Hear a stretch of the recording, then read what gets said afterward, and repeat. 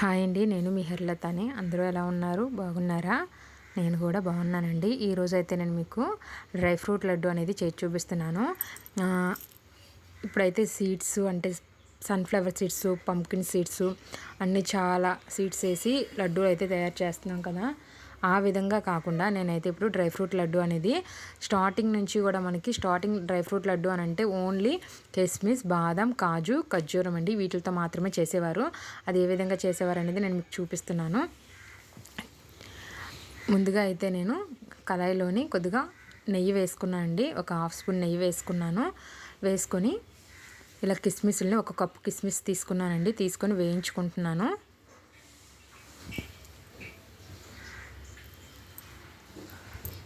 ఇప్పుడు కిస్మిస్ అనేవి కొద్దిగా వేగనివ్వాలండి. ఇది మనకి హెల్త్కి కూడా చాలా మంచిదండి. మనకి కాల్షియం, ఐరన్, అలాగే మనకి ఎక్కువగా అలసిపోతూ ఉంటాం కదండి. అలా ఉన్నప్పుడు కూడా మనం డైలీ ఒక లడ్డు తీసుకోవడం చాలా మంచిది. కానీ తీసుకున్నా కూడా క్వాంటిటీ అనేది కంపల్సరీగా ఉంటుందండి. పెద్ద లడ్డు అయితే తీసుకోకూడదు. మినిమం సైజ్ అనేది చిన్న సైజ్.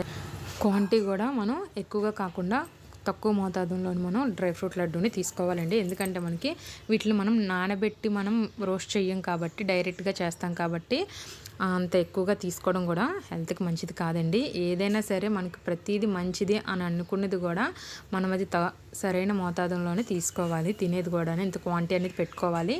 ఈ మనం నానబెట్టి అయితే డ్రై ఫ్రూట్స్ ఏదైనా సరే నానబెట్టుకొని మనం తింటాం కాబట్టి నైట్ అంతా నానబెట్టి, కాబట్టి ఇవి డైరెక్ట్గా మనం రోస్ట్ చేస్తున్నాం కాబట్టి క్వాంటిటీని తగ్గించుకొని రోజు తీసుకోవాలి. లేదంటే రోజు విడిచి రోజు తీసుకోవడం మంచిది. ఇప్పుడు నేను ఇందులోనే ఒక కప్పు బాదం పప్పు, అలాగే ఒక కప్పు జీడిపప్పు వేసాను కదండి. వీటిని కూడా నేను బాగా వేయించుకుంటున్నాను. నేనైతే వీటిని ఒక 3 నిమిషాల పాటు అయితే వేయించానండి. చూసారు కదా, బాగా వేగినాయి కదండి. ఇప్పుడు వీటిని అన్నిటిని కూడా నేను ఒక ప్లేట్లోకి అయితే తీసేసుకున్నాను.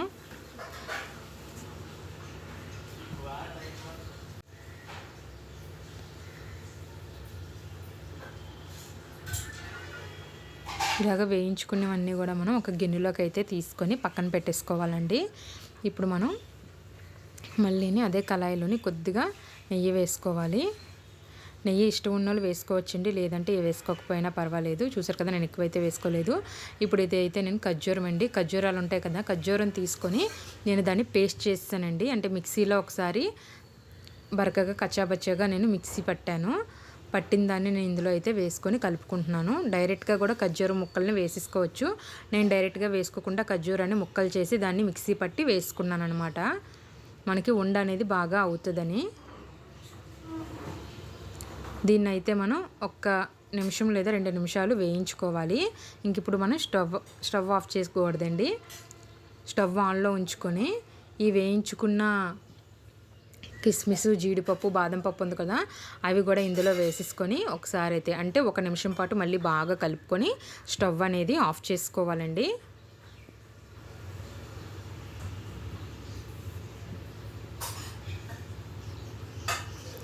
నా వీడియో మీరు ఇదే ఫస్ట్ టైం కనుక చూసినట్టయితే లైక్ చేయడం, అలాగే సబ్స్క్రైబ్ చేసుకోవడం మాత్రం మర్చిపోకండి. మళ్ళీ లాస్ట్లో కొద్దిగా నేను ఇలాగ చూసారు కదా, ఖర్జూరాన్ని చిన్న చిన్న ముక్కలుగా కట్ చేసుకొని వేసుకున్నాను. అంటే పంటికి తగులుతుంది కదా అని చెప్పి ఇలాగా వేసుకున్నానండి. మళ్ళీ 1 కప్పు. ఇష్టం ఉంటే వేసుకోవచ్చు, లేదనంటే లేదండి. ఇలా వేసుకుంటే బాగుంటుంది అన్నమాట.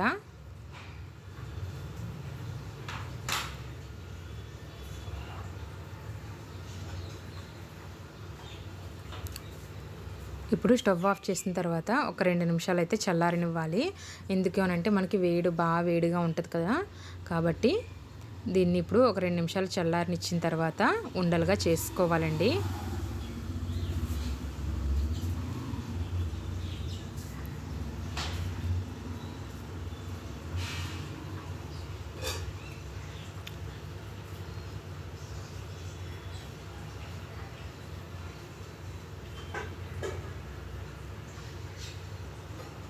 మొత్తం అంతా కూడా దగ్గరికి ఇలాగ తీసుకోవాలి. ఉండలా చేసుకొని ఇప్పుడు ఇందులో కొద్దిగా తీసుకొని మనకి ఏ సైజులో అయితే ఉండ కావాలో ఆ సైజులో అయితే ఉండ చేసుకోవాలి.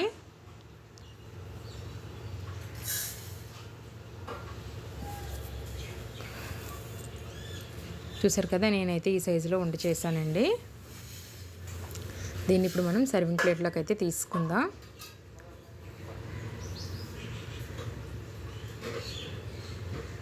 సర్వింగ్ ప్లేట్లో తీసుకొని ఈ విధంగా మిగతా అన్ని ఉండల్ని కూడా చేసుకోవాలండి. ఈ వీడియో మీ అందరికీ నచ్చిందని అనుకుంటున్నానండి. మీరు కూడా ఒకసారి తప్పకుండా ట్రై చేయండి. ట్రై చేసిన తర్వాత ఎలా ఉందో కామెంట్ చేయడం మాత్రం మర్చిపోకండి.